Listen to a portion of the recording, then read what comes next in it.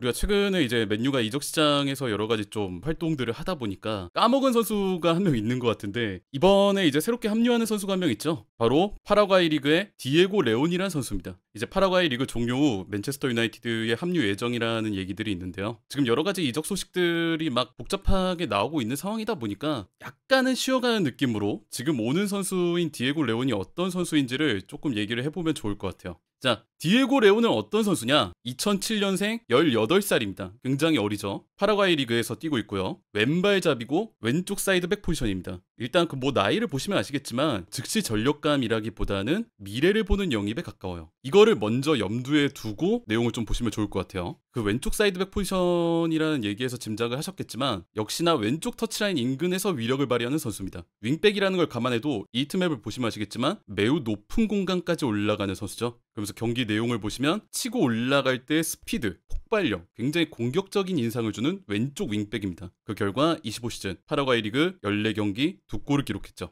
제가 레온의 플레이를 보면서 굉장히 좀 인상적이었던 건 뭐였냐면 파이널 서드까지 올라가는데 선수 본인이 좀 익숙한 모습을 많이 보여주는 것 같아요. 직선적인 움직임, 빠른 스피드 이런 걸 보면은 공격 상황 때 단순히 뭐 측면에 대기하면서 크로스만 올려준다 이런 느낌이 아니라 본인이 볼을 끌고 상대 파이널 서드 안쪽이나 박스 안으로 자주 침투하는 모습을 보여줍니다. 그래서 한마디로 짐승 같은 플레이라는 인상이 굉장히 강하죠. 상대 압박과 이렇게 마주했을 때 그 선수가 선택할 수 있는 선택지가 여러 개 있잖아요. 뭐 잠깐 볼을 끈다든지 아니면 백패스로 뒤로 넘기면서 템포 조절을 한다든지 이런 여러 가지 선택지들이 있는데 레온 같은 경우는 그런 뒤로 빼는 플레이보다는 템포를 죽이는 플레이보다는 저돌적으로 본인이 몸을 집어 넣으면서 전진 시도를 하는 경우들이 많습니다. 즉 도전을 즐기는 경우들이 많다. 그래서 제가 레온의 플레이를 보면서 눈에 많이 띄었던 부분은 측면에서부터 드리블 시도를 하는 경우들이 되게 많았던 것 같아요. 그러면서 나오는 흥미로운 부분이 뭐가 있느냐? 먼저 꼽고 싶은데 측면에서의 전진 방향이 제일 많습니다. 일단 아무래도 이제 왼쪽 윙백이다 보니까. 그런데 측면에서만 전진하는 게 아니라 측면에서 중앙으로 좁힌 다음에 그 중앙에서 볼을 끌고 올라가는 경우들도 꽤 있었다.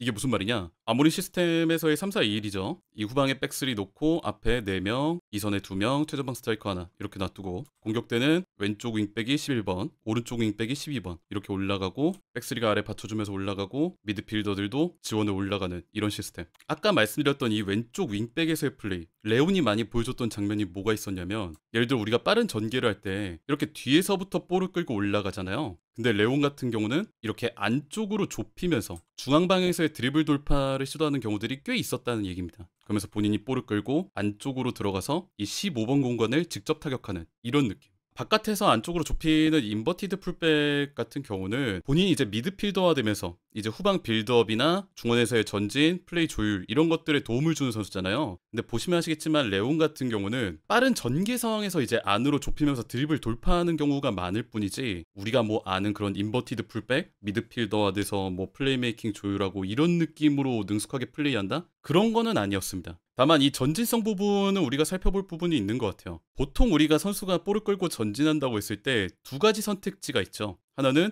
측면 터치라인을 타고 전진을 한다든지 또 하나는 중앙 방향으로 좁히면서 전진한다든지 이게 이제 온더볼 능력이 되는 선수가 상대에게 걸 수 있는 이지선다인데 레온 같은 경우는 그 두 개를 좀 능숙하게 보여줄 수 있는 포텐셜이 있는 것 같다. 즉 전진할 때 상대에게 이지선다를 걸 수 있는 윙백이다. 다들 아시겠지만 이 특성은 우리가 알고 있는 윙어의 플레이에 가깝죠. 뭐 적극적으로 드리블 돌파를 시도하면서 안으로 좁히거나 바깥으로 벌리거나 상대한테 어떻게 수비해야 되지? 수비를 앙쪽으로 갈까? 바깥쪽으로 따라 붙을까? 이런 식으로 이지선다를 걸면서 순간적으로 판단력의 미스를 불러일으킬 수 있는 그런 측면의 전진성 있는 자원. 우리가 뭐 흔히 얘기하는 크랙적인 플레이. 그러면서 이런 윙어 같은 윙백이다 보니까 레온의 이제 경기를 보다 보면 가끔 나오는 상황이 하나가 있는데 측면 넓게 벌린 레온이 혼자서 넓은 공간을 차지하고 있는 우리가 흔히 얘기하는 아이솔레이션 상황이 꽤 나옵니다. 뭔 얘기냐? 예를 들어서 이렇게 오른쪽에서 볼 전개를 하면서 우리 선수들이 오른쪽에 조금 붙어 있고 그러다 보니까 상대의 수비가 이 오른쪽으로 많이 끌려 나오면 혼자 있는 레온이 이 오른쪽 가까운 지역에 가담하기보다 넓은 공간에 혼자 기다리고 있는다는 거죠. 그러면서 이 볼이 전환됐을 때 이거를 벌려있던 레온이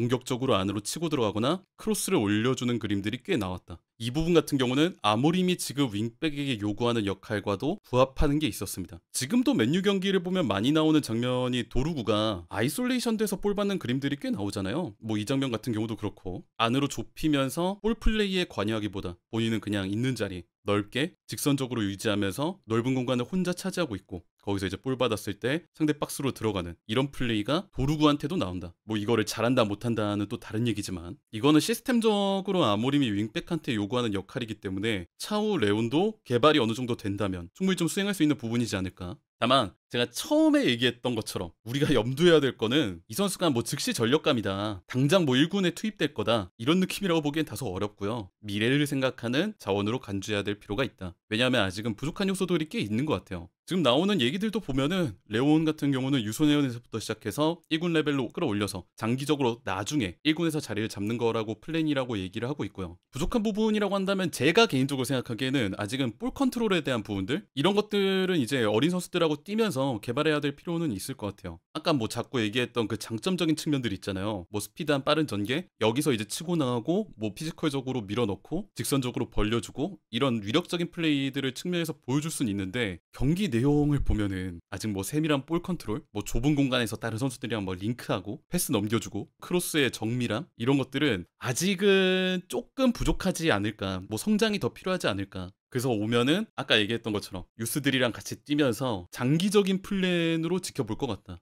하지만 그럼에도 우리가 조금 기대할 수 있는 부분 같은 게 뭐가 있냐면 이 선수가 가지고 있는 그런 플레이 스타일의 툴 이런 것들이 아모리 시스템에서 보는 윙백의 역할하고 부합하는 게 어느 정도 있기 때문에 그렇습니다. 아모리 시스템에서의 윙백은 안으로 좁히는 그런 플레이보다 그러니까 이제 횡적인 변화보다는 종적인 변화를 우선시하는 포지션이죠. 안으로 좁히지 않고 바깥으로 최대한 벌리면서 이들의 1차적인 목표는 상대의 수비 간격을 벌려지게 하는 겁니다. 극단적으로 얘기하자면은 이렇게 벌려지게만 만들어줘도 거의 1인분을 하는 포지션에 가까워요. 왜 그러냐면 아모니 시스템에서의 핵심은 역시나 이 중앙 채널에서의 종적인 변화이기 때문에 그렇습니다. 아까 말씀드렸던 뭐 풀백이나 윙백이 안으로 좁히는 횡적인 변화를 거의 하지 않는 대신에 종적인 변화는 많이 가져가는 감독이죠. 예를 들어서 3선이 많이 올라가고 2선이 살짝 내려와서 볼을 받아준다거나 스토퍼가 위로 올라간다거나 아니면 뭐 스포르팅 때 기준으로 얘기하자면 가운데 센터백도 위로 올라가서 미드필더화 되는 플레이를 한다거나 이런 느낌. 그러니까 횡적인 변화보다는 종적인 변화를 많이 하는 감독이다. 그럼 이 시스템에서 윙백은 이 종적인 중앙 채널에서의 변화를 서포트해 줄 수 있는 역할, 즉 상대 수비 라인을 벌려주는 역할을 하는 거죠.